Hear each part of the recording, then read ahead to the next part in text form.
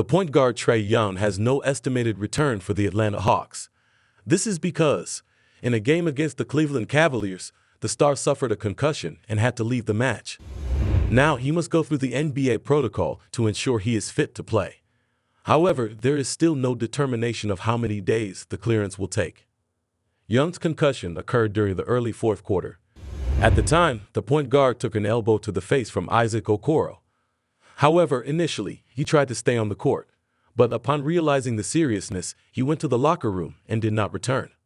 With no clear timeline for Trae Young's return, the Atlanta Hawks lose their main player.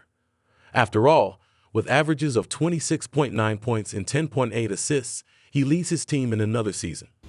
On the other hand, some suggest that the point guard may need to leave the franchise soon. Former NBA center DeMarcus Cousins is one of them. During an appearance on the All the Smoke podcast, the ex-Sacramento Kings player explained that at some point, number 11 could become a problem for his team. Thus, it's better for him to leave before that happens. If I were Trae Young, I would leave as soon as possible. I would expedite things, Cousins commented. The situation I fear with Trae is that he stays there for too long. Then suddenly, he becomes the villain. He is the scapegoat. I know from experience and understand how these organizations work. Once things start falling apart, once things start failing, the blame game begins, he continued. Cousins compared Young's situation with his own at the Kings. For 6.5 seasons, the former All-Star stood out as one of the best in his position. However, his individual numbers did not translate into victories for the team. Thus, after controversies with the coaching staff and management, he was traded to the New Orleans Pelicans. Now, in Atlanta, the player sees a similar scenario. Therefore, Cousins suggests that Trae Young requests a trade from the Hawks before he becomes the scapegoat. Usually, it starts with the coach first, then it's the players and so on. So, they parted ways with the coach and brought in Quinn Snyder, a guy well established in this league. Politics come into play, and as I said, once this starts to fall apart, the blame will be on Trae Young, he concluded. The lack of results, even with excellent numbers, consequently affects Young's lack of recognition. Recently, the star even mentioned that he feels one of the most disrespected names in the NBA. In a press conference during the Hawks Media Day in October, he commented on the issue, using the FIBA World Cup as an example. This always comes up when we're talking about my name around the league. I think my non-selection for this year's World Cup, for example, is significant proof that I am disrespected. If you look at what happened and compare my journey with others, it proves this. You're lying if you say I'm not disrespected. That's how I see it, explained the star. Young was not selected by Steve Kerr for the tournament. Tyrese Halliburton and Jalen Brunson were in the team instead. Additionally, Young was not an all-star during the 2022-23 season. He produced double-double averages last season, with 26.2 points and 10.2 assists. However, Young maintained expectations with the Hawks, citing the arrival of the new coach and expressing excitement. I'm very excited, especially to learn about Quinn's work in other places. He is an elite coach, so I'm very pleased. I remember hating facing the Utah Jazz when he was the coach. Mike Conley became one of the most annoying point guards to defend under his command. Therefore, I hope to evolve my game alongside him, emphasized the star. Now let's move on to our next topic. In the past week, ESPN's Brian Windhorst raised the possibility of LeBron James changing teams in the next NBA season, with the San Antonio Spurs emerging as one of the favorites. The betting site BetOnline has listed the Texas team as the top destination for the superstar if the journalist's prediction comes true. Windhorst's comments stem from LeBron's player option in his contract. In other words, he can decide whether he wants to stay with the Los Angeles Lakers or not at the end of the current season. The predicted salary for 2024-25 is $51.4 million. The Lakers' performance in recent seasons could be a factor in the potential move. Moreover, the Spurs might have one of the first picks in the NBA draft due to their poor season, which would allow them to select LeBron James' son. It's worth noting that the superstar has expressed his desire to play alongside Bronny James. Currently, San Antonio has won only 8 out of 42 games played, making them the second worst team in the league.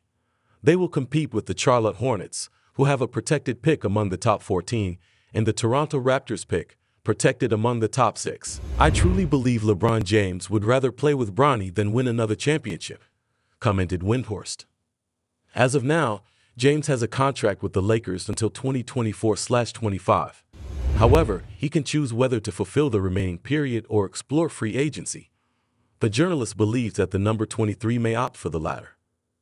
I don't know what's going to happen with LeBron in 2025. I feel like he's going to play next year, but I don't know if it will be for the Lakers. Probably yes, but he has an opt-out option. There are reasons to discuss it, said the journalist. In this hypothetical scenario, we could witness the union of an NBA legend alongside the top prospect in recent years, Victor Wembanyama. The veteran could serve as a mentor to the young French player by playing alongside him. Additionally, it would pair the greatest player of the current century with the top coach of recent years. Greg Popovich and LeBron have previously worked together for the United States national team. With LeBron joining the Spurs, the team would naturally rise to a higher level. After not even contending for playoffs in recent seasons, they would gain experience and a competitive spirit with the addition of the superstar. Moreover, LeBron consistently proves each year that he can contribute impressive numbers.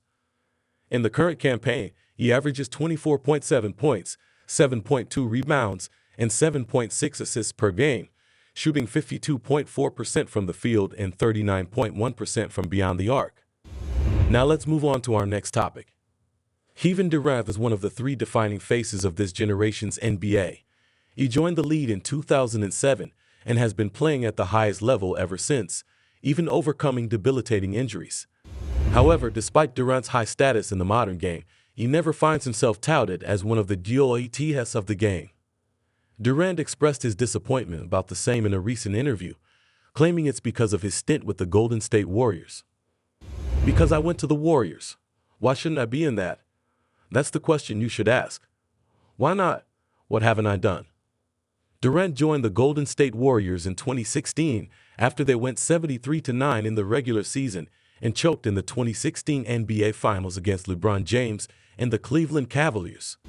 Durant himself had led the Thunder in a 3-1 choke against the Warriors, so joining Golden State to get easy championships was massively frowned upon. Despite securing 2 Finals MVPs over Stephen Curry in 2017 and 2018, fans don't give KD much credit for those titles, given how much better the Warriors were than the rest of the NBA after acquiring KD. KD is a 2-time champion, 2-time Finals MVP, the 2014 MVP, 13-time All-Star, 10-time All-NBA, and a 4-time scoring champion. People try to put asterisks on different players' achievements to push certain agendas, and Durant's 2 titles and Finals MVPs are often treated that way. While that is completely unfair, there's a large chunk of NBA fans who won't be able to place KD over Stephen Curry and LeBron James until he wins a title on his own. He came close with the Brooklyn Nets and now has to win a title with the Phoenix Suns.